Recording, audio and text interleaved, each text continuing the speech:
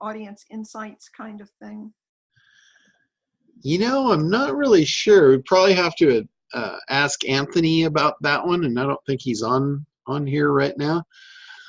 But there's been a big stir about all the new Facebook regulations, and I guess Facebook had some government authorities come down on them for some certain things they were doing. And I think this is kind of behind it, pushing that. I was at a meetup group down in San Diego last night, and one of the guys down there was he was like a big time Facebook pro. And he said, let me share a really good tip with you. And he goes, this could really help you build audiences. And I'm like, okay, well, cool. Let me have it. Lay it on me. And he said, what they do, I haven't run, a lot of Facebook campaigns myself. Anthony does all that stuff. So I'm going to run this past him too, so he can implement it for our people. But he was talking about doing clicks to a Facebook landing page, like a Facebook fan page, because you can do that really cheap. Facebook loves to send targeted traffic inside itself. So they allow you to do that a lot cheaper than if you're buying ads, let's say going out to a landing page outside of there, or trying to market them into your own funnel and all that stuff. But they will give you really cheap, inexpensive traffic to your own landing page that's inside Facebook, the Facebook fan page, they call it. So what he said was, you set up a fan page for a particular audience, and then you drive traffic to that fan page. And he said, basically, after you send about 1,000 people to that fan page that like it, they can create a Facebook lookalike audience with about 50,000 people for you. And then you can take that lookalike audience and you can set that up in a regular ad campaign, and you can send that out to your real landing pages. So it's kind of a really cheap way to build a list really quickly, really inexpensively. So that sounds really good to me, of course. Yeah. So here's the interesting thing. I went to the ClickFunnels conference in Florida. Oh, okay. The funnel hackers. Yeah. So I had bought. I don't know if you know who the Morrison brothers are, Adrian and Anthony. And so both of them do a lot of stuff on Facebook, right? Okay. And so both of them, they were handing out all these awards, and both of them got awards for being over $10 million in the funnel hacker stuff, right? So they got the 10X award. So, but for me, the first thing you're supposed to do in the thing is build a fan page. Mm-hmm. And I thought, I have no clue what to do. It's like, so I've got this page and we've got people that like us, but I do not know if you would call that a fan page. I am so... Actually, I believe that is a fan page. So and honestly, I need somebody to help me with it, because I never go in there. And recently I got a message from somebody that says, I need answers to this stuff, and your fan page is barren. There's nobody there. And it's like, good grief, can't you come to our website? I don't know what people must think that we conduct business on Facebook. Yes. So I have to figure out how to do something that's logical that includes Facebook, because I have absolutely no desire to do business on Facebook. Answer, questions from customers about orders and stuff on Facebook. That makes no sense to me. Okay. But I need to somehow. Yeah. Well, for a good strategy for that, you would want to set up your Facebook fan page to be a place where Facebook people could, land on that and like it. And then basically that would connect them to you as far as building a mailing list. Well, there's about 2,500 of them, and they are there because they liked us. Yeah, exactly. So what you want to do with that fan page is basically you want to just build that out kind of like a website, But you want to make sure you put in there, if you need help or assistance, here's our phone number, here's our website, here's how to actually connect and communicate and do business with us. So that information should be on that fan page. Okay, so That's one of the things that basically. I bought a while back, and it seems to have gone out of business, is something that made that fan page look sort of like a normal website, so that you actually could click on tabs and that sort of thing according to what you wanted to do. And I haven't seen anybody else do that, but I need to find something that makes me be able to relate to it and understand what they're doing. Well, I'm pretty sure, and again, I don't know this for a fact, but I'm pretty sure that on your fan page, I think you can put custom HTML in there. And when you put custom HTML, you can pretty much put anything that you can put on a regular website. So you can, you can do that. So I guess I need to find somebody to help me do that, because it's certainly not going to be me. Yeah, if you want, I can connect you with Anthony. His nephew that works for him, Thomas, he basically is doing all the tech stuff for both Anthony and I in relationship to Facebook. Okay. For all of the commercial customers. So if you want, I can connect you with them and see, what he would charge you to do whatever it is that you need to get done. Okay. Sounds good. It was embarrassing to go over and see messages basically said, "Where are you guys?" It's like since I didn't go, I didn't figure anybody else went either. Oh, don't feel too bad. I've got the same thing. I get messages from Facebook all the time. It's like, hey, you haven't paid attention to your fan page in 180 days. I'm like, yeah, imagine You that. get better results if you would actually answer some of these people's questions. That's Yeah, what yeah. Facebook told me, right?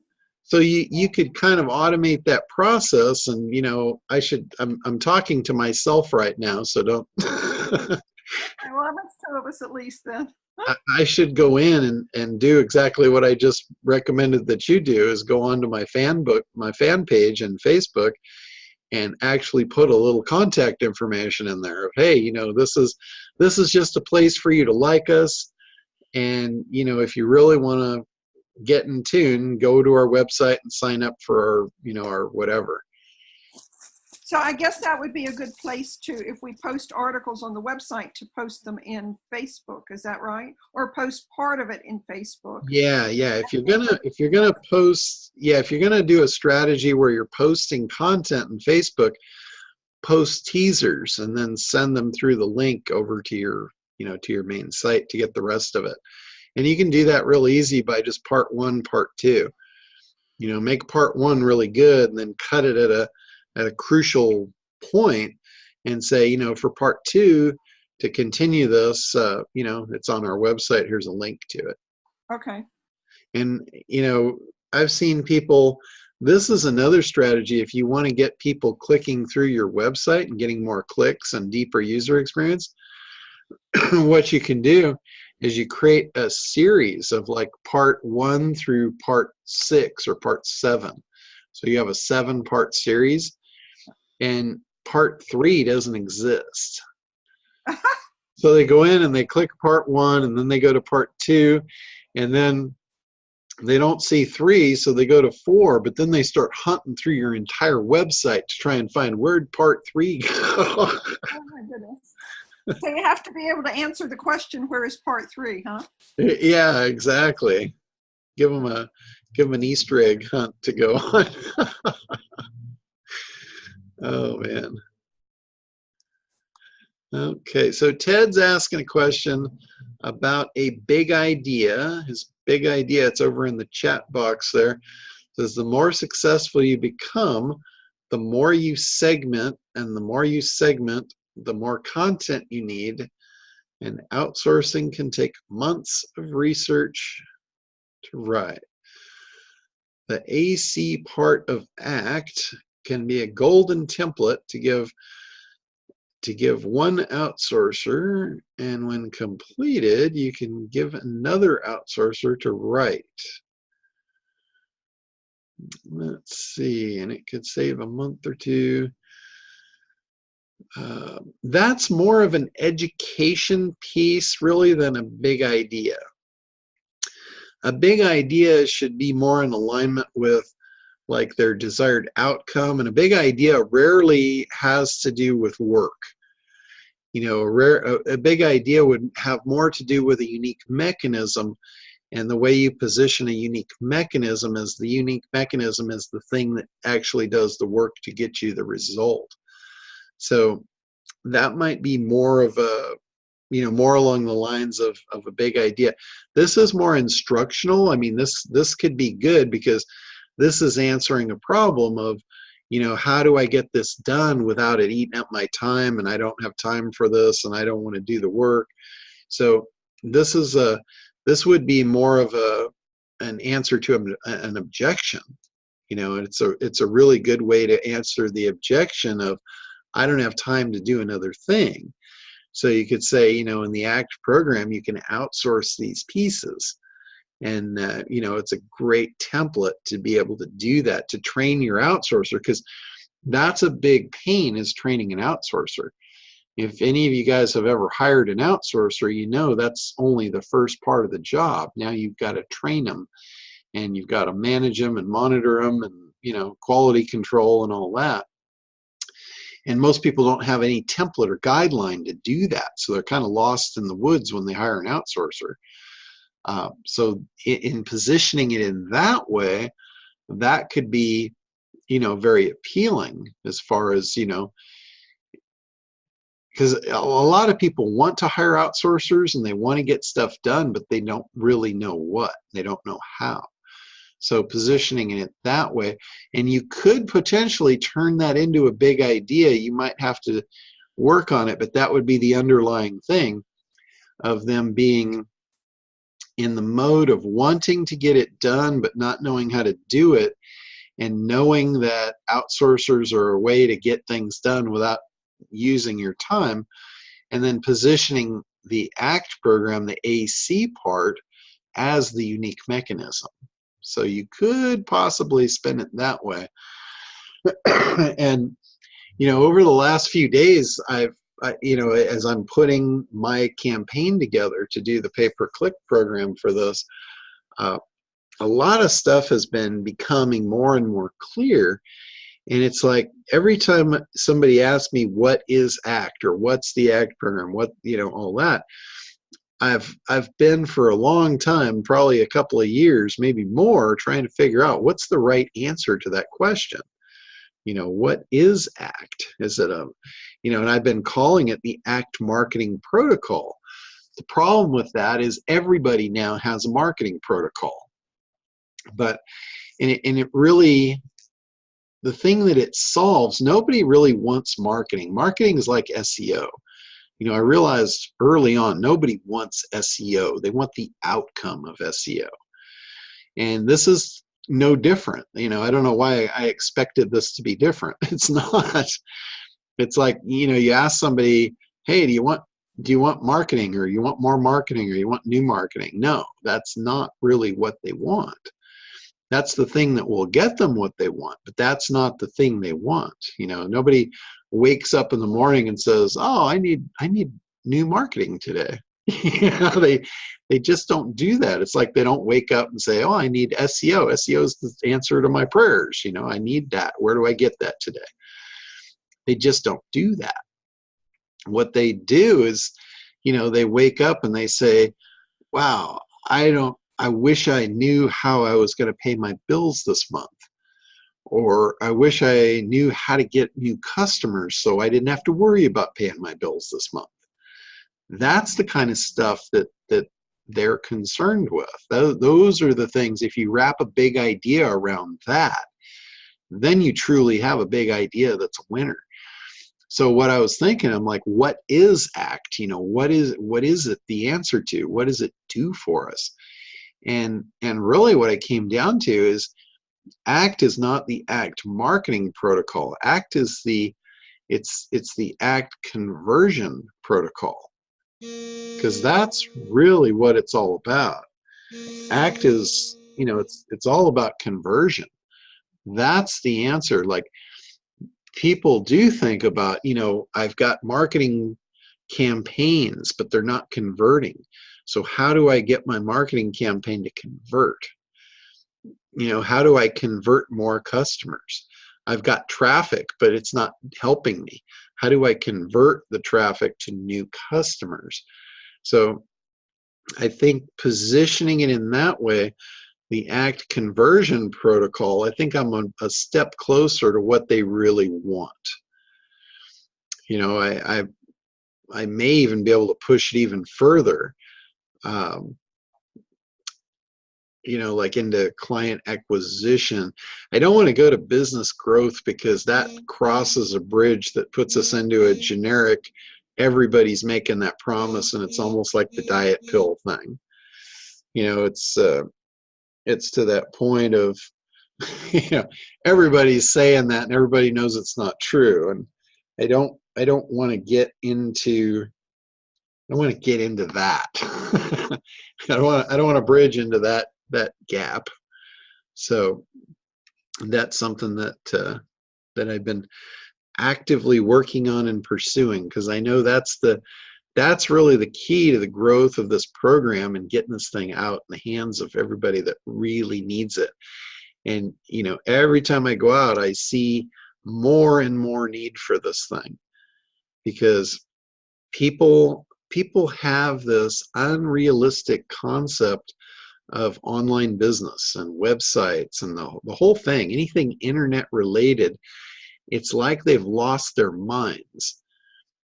Businesses worked for hundreds of years in a particular way, and people have worked for thousands of years in a particular way. And now that the internet's here, that stuff didn't change.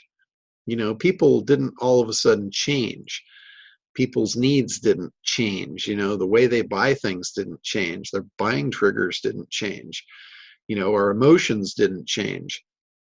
We are the same creature we were thousands of years ago. And all of a sudden now you've got the internet, which allows us to access people and do things very inexpensively, and it puts it in the hands of almost everybody. And all of a sudden now we think we've got this instant cash machine, and all laws of nature just flew out the window. And the whole idea of get rich quick and automated income online is like, yeah, you can get to it, but no differently than you would have gotten to it offline using the same things. It's just, if you can take all that stuff that used to work offline and you can replicate it and automate it, now you've got something. But if you don't do that, you're living in a fantasy world. You don't just throw up a website and have it making money on, overnight. It does not work that way. It's just a tool. If you have an idea and a concept and a plan that would make money without the internet, and you can replicate it and automate it using the internet, now you've got something that it has legs. It can actually work. And that's what I'm seeing. I'm just seeing a lot of people that have no realistic idea of how to do that for real, and all of a sudden they think they can just throw it on a website and it'll work, and it does not. If it won't work in the real world, it is not going to work on a website, I can assure you. John, you said something about I've actively been doing something, and I thought you should play on that with all of your marketing, because ACT is actively taking the steps to get your business seen. You can't just buy ACT and let it sit on a shelf. Yeah. That word, I've been actively, I thought, oh, you should do some of your marketing stuff, because you can't just sit back, and think that it's going to solve your problems because you bought the program. Yeah. It takes action. You could put ACT and then ION and ACT IVELY, Yeah, I like the one, get your act together. Mm-hmm. I like that one too. But yeah, you're right. It's like, that's another thing with people now. They and I haven't really seen this go way back, so this is something that's kind of, I think it's evolving. And it's this whole thing of, people know they need to do something. They know they need to change, and they want the change, but they don't want to do the work. So to pacify the need for change, they will buy things, and having no intention of actually using them. And this is where the whole shelf help thing comes into play. And I see this over and over and over. Someone will buy a program, they'll get the high off of the buy, and it'll satisfy their need for feeling like they're moving forward, but then they don't actually do it, and they don't get the results from it. And it sits on the shelf and it doesn't do anything. And a few months goes by, and instead of reaching back for the thing that they've got, what they do, they go to another seminar and they buy a new thing. And this is a process. This is something that I see over and over and over. And this is not something, and maybe it's just because I wasn't aware of it back then, but I don't remember this 30 years ago. I don't remember it. And again, maybe I just wasn't aware of it. Maybe I wasn't looking at it. It probably was still there then too. But I think today, with all the programs and seminars and, the way that whole industry has been booming, I do think it's something that's evolving. And, people probably more than ever now want to change, and there's new things at our disposal, and things cost more now, and there's more things to desire. The America and the whole world has been creating cool stuff that we all want, and it increases our lifestyle. And just look around our houses and our communities, look at all the cool stuff that everybody has. So obviously we need more money to buy more stuff so we can be cool like everybody else. So it's putting more pressure to grow and to become more and become better. And I think that in itself is pushing and driving this whole spiral toward self-improvement and make more money and all that stuff, so we can have more stuff. Chris likes stuff.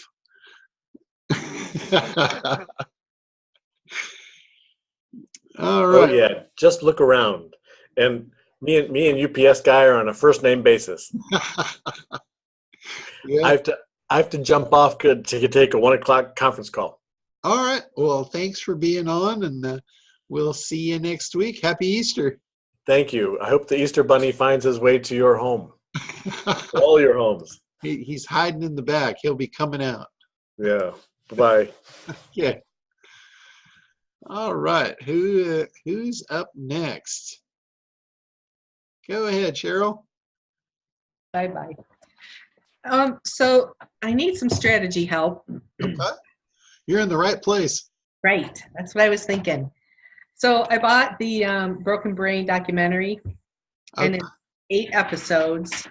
And so I'm going to break it down, maybe 2 episodes a week, which would be about 2 hours for people. But I'm thinking that they would rather, in 1 month get done with it than drag it out into 2 months. Okay. So there's 2 things. I really want people to have the information. And then they give us some workbook pages and transcripts.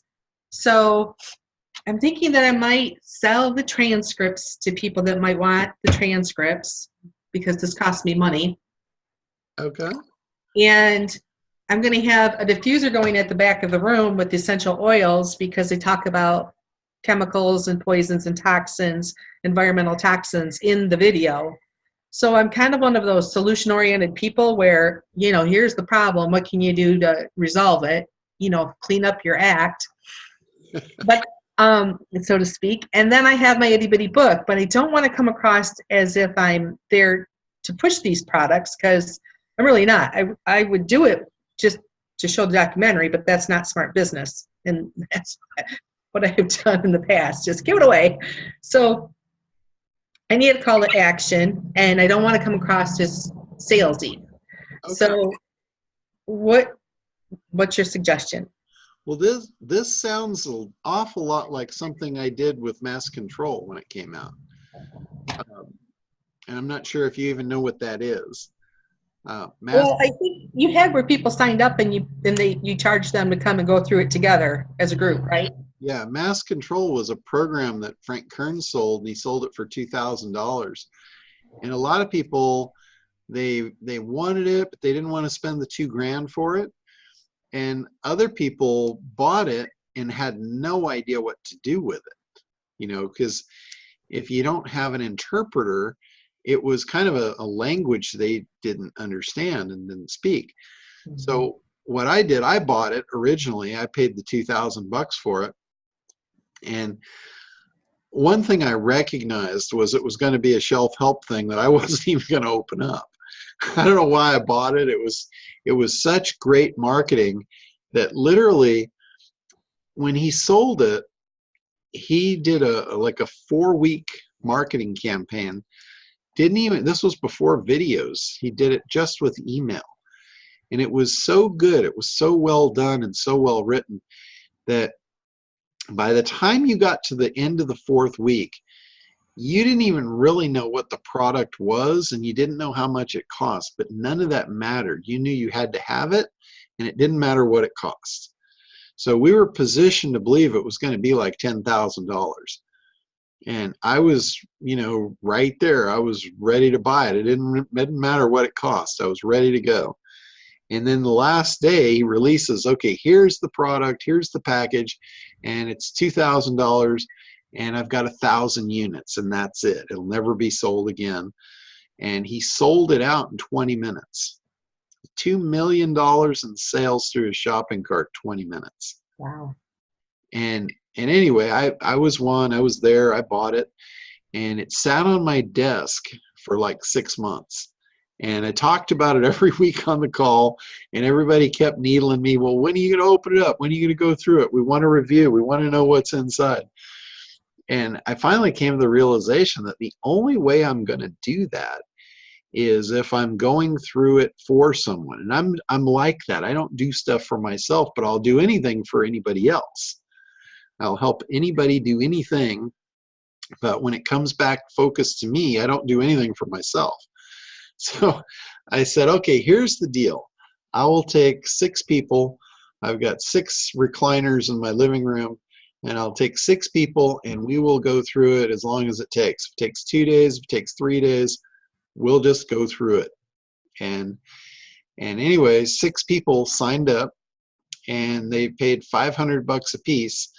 So the first 4 recovered my $2,000, and then I got another 1,000, basically to go through the program, and in essence we're watching TV. So we scheduled 3 days. It actually took about 2.5 days to go through it and discuss it, and it was really beneficial not only for me on an understanding level of seeing it for the first time and on the spot having to decipher it and teach it to the 6 people in the room was not only very helpful as a learning experience for me, but the 6 people actually got it where if they were at home going through it on their own, they had way too many questions. They wouldn't have gotten it, and they wouldn't have followed through with it. Yeah. It would have just left them in mass confusion. And instead of mass control, it would have had mass confusion. And it was so successful, I decided to do it again. And I think I probably did like 7 or 8 of those events. And the last one I did, I said, okay, this is it. This is the last one. And, the 6 sold out immediately. And then 2 more said, God, I really want to do it. Can you fit me in? And I said, all right. I got 2 more chairs. And then, it wound up, there was like 14 people. And at the end, they're like, I don't care. I'll sit on the floor, anything. But I need to get in on this. So the last one, it was very crowded in my living room when we went through it. But the moral to the story is you might be able to position this in that way and go through it. I don't know what your plan is as far as, what you had intended. Do you intend to put it into a webinar format or? No, I was going to offer a free viewing, like a live viewing where people come and a lady in Newport has a location that's large enough. So that was my plan, because this has already been out on YouTube. He has YouTube videos on it, but I Okay. wanted to do more like you're saying. People hear it and it's too fast, too much, too quick. So I wanted to break it down more, than have some discussion about what they're talking about, and then the solutions they talk about, and kind of educate people on, how much sugar are you really getting, different things like that. Yeah. So there's value in all of that. If someone were to buy the program, what would it cost them to buy what you're going to show them? What I got, the whole workbook and everything, was just under $200. Okay. So is there an affiliate program where No. there's no affiliate program where you could buy these and resell them? Mm-mm. I wonder who puts it out. Oh, well, his name is Mark Hyman. He's a doctor. Oh, okay. And there's like 30 other doctors that participated in it with him. Okay, I think I've seen him on infomercials. Probably. Yeah, he's a The functional no sugar, medicine. Mm-hmm. the no sugar guy.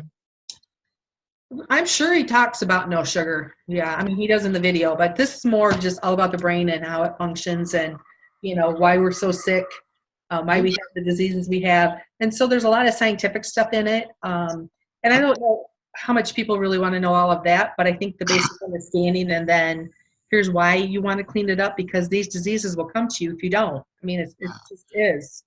Well, you might want to reach out to him and see if there's some sort of a reseller deal you could get. Like maybe you could buy bulk. Maybe you could buy 10 of those programs, and instead of paying $200 for them, maybe get them for 50. Well, is that going to be my best bang for my buck, or should I try to sell them a coaching program around it? Like taking them through it like you did, and coaching them on the material. You could go either way, but you could package it up as, this is a $200 program, and if you buy it from me, I'm going to actually go through it. You'll get your package when you show up, and then we're going to actually go through it, and I'm going to answer all your questions to it.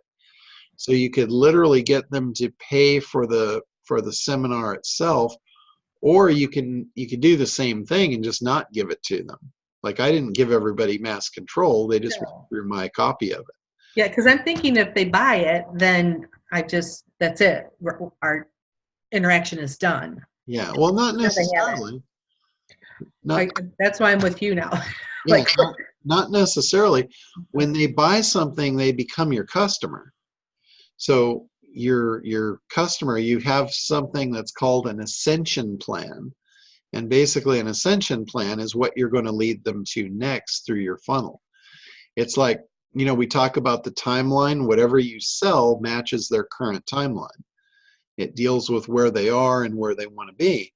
And, as we know, when they get to where they want to be, that timeline is over. It's like that timeline, that's the death of that timeline. But that gets a new timeline, is reborn at that instant, because now they're no longer in that state. They've accomplished that. They've gotten the goal. But as you know, from humans, we're never happy with wherever we are. If we get $1, then we want $2.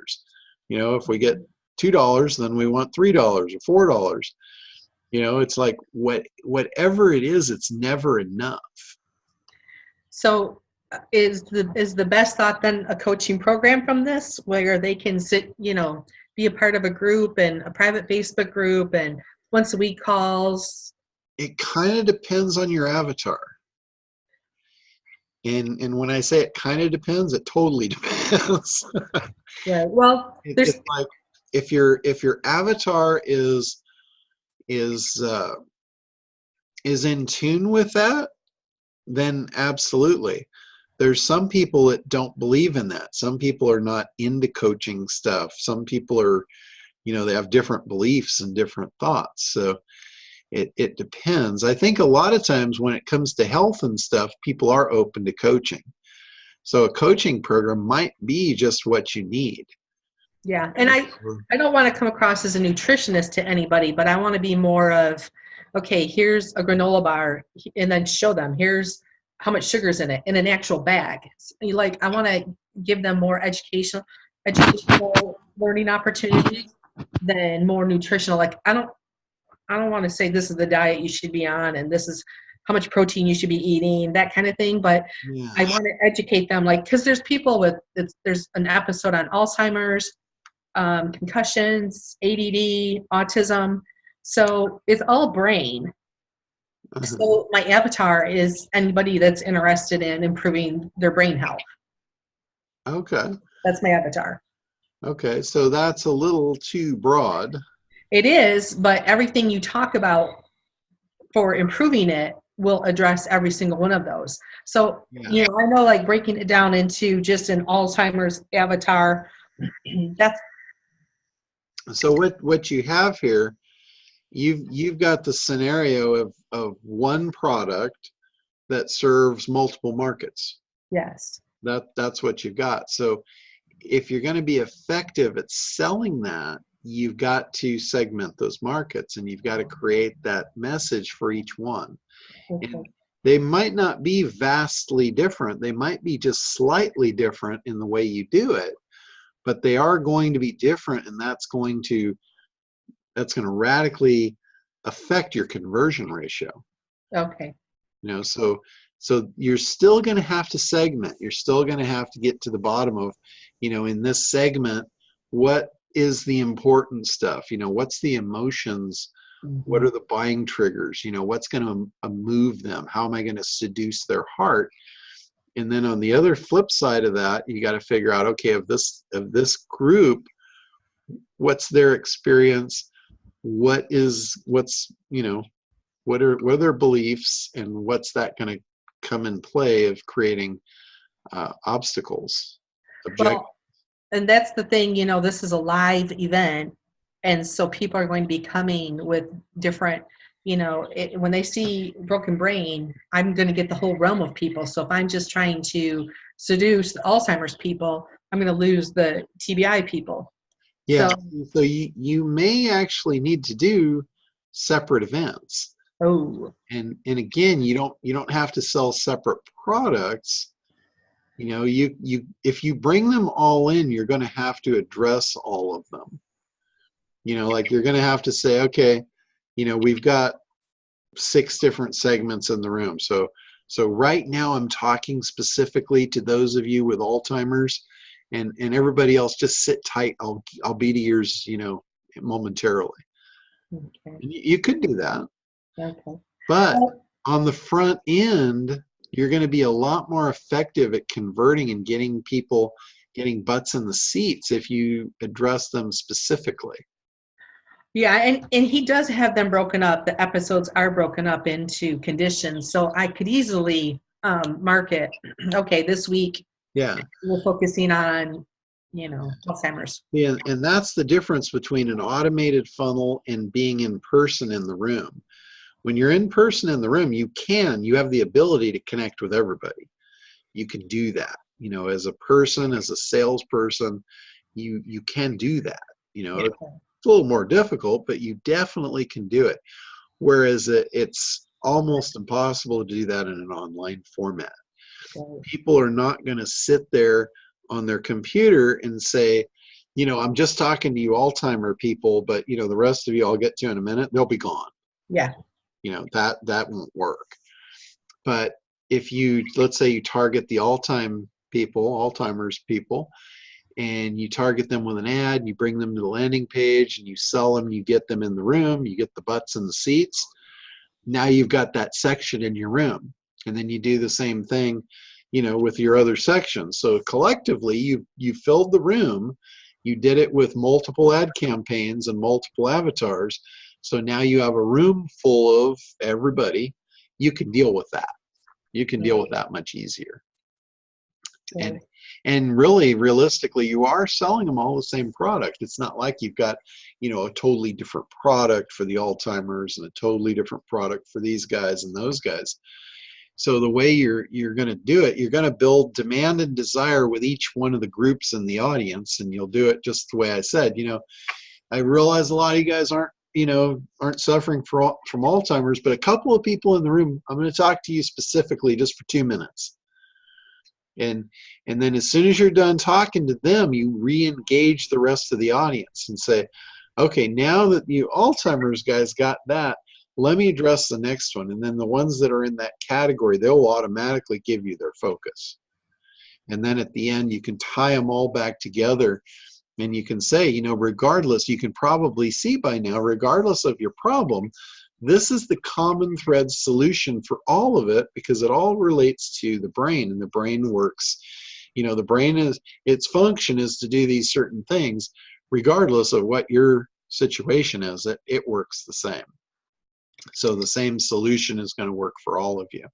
So my call to action, what I want it to be, so for the Alzheimer's, after the episode I show, to say, okay, this might have been a lot of information in a short period of time. And if you'd like to do an online program with me about this, for 1 month, we'll break this down into 20-minute segments and then some educational pieces afterwards. Well, I think a better way to position your sale, if you want to take them into an ongoing program, what you want to say is you want to position it as the outcome. You want to say something like, now that you've got the facts, you can see that this is the thing that's going to deliver you the result. This is what's going to fix your problem. And for those of you who are very serious about actually wanting that, I have a special offer for you guys. I'm going to get involved with you, and I'm going to work through this with you, because and you can position it as, you guys could buy the videos and you could go home, and we all know what's going to happen. You're going to put them on the shelf and nothing's ever going to happen, and you're going to remain in the state that you are. So if change is important to you and you really want to get better, and you really want, A, B, C, whatever those things are, that's in alignment with seducing their heart, you can say the best way for you to accomplish that is by me taking you by the hand, and let's do this together. And I think you'll get that really will talk to their hearts. And then you want to figure out, whatever it would be that would prevent them from doing that, any beliefs that they've got, like this isn't going to work. I've done this before, whatever they are. I don't know what they are. I don't know what they're going to be with this particular avatar. But once you get those, then you can do the formula, the claim, proof, benefit. You make the claim that's contrary to the belief, and then you back it up with the 2 proof points, and now it's a fact. So now all of a sudden the belief is gone. It's changed. It's in your favor. And then you tie it to the benefit, and you 3-dimensionalize the benefit. And if you do that with every one of those objections, there will be nothing standing in the way of them moving forward with you. They will want to, and there'll be nothing that will stop them. So, okay. Does that make sense, like from an underlying strategy? Yeah, for sure. For sure. I guess the thing that I'm thinking now is, what is their call to action in working with me?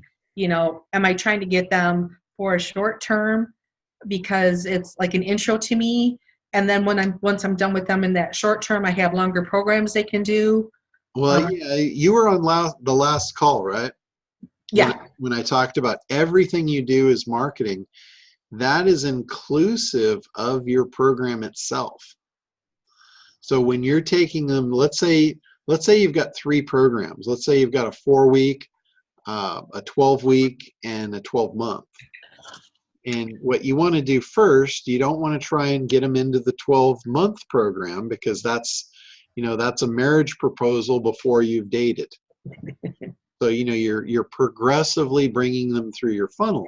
So you want a first date. So that might be your 4-week program. It's kind of like a trial. Hey, if you don't like it, you're really only committed to 4 weeks. I'm going to do everything I can do in that 4 weeks to get you as far down the line toward your goal as possible. And then you can decide if you want to take it the rest of the way, or if not, if you really like working with me, I have an extended program. So you're pre-framing, there's more to this if they would like it. And then as you go through the 4-week program, you get them into that. Every part of that, you're marketing the 12-week program and how important and how much more they're going to get out of that. So that way, when you get to the end of the 4-week program and you're ready to present the offer for the 12-week, you've already built the demand and desire for it. They've already fallen in love with you and they want to continue that relationship. And you don't give them all the nuts and bolts in the 4 weeks. You give them enough to say, oh, I need Cheryl more. Yeah, you make reference to the things. Like in the process of the 4 weeks, you want to diagram out what you're doing in that 4 weeks, and it's a first step. During the first steps, you allude to the steps after, but you don't go into those because that's not in that program. That's not in that package.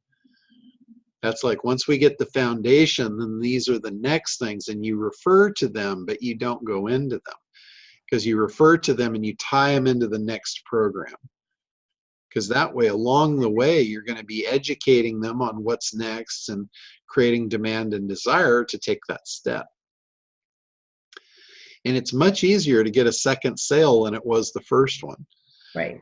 So the lower dollar figure, the lower commitment, it's like those micro commitments. That's what you want to try and do. And the more you build the relationship, the bigger and the bigger the commitments that you can get them to bite into. So like a $20 program, like an easy 20 to give me that night? That sounds too low. It does? That sounds too low. One thing that you'll recognize, if people pay too little for something, they won't value it. So, I mean, this is, and I don't know what your program is, but I'm assuming if this is a 4-week program, $20 is too cheap.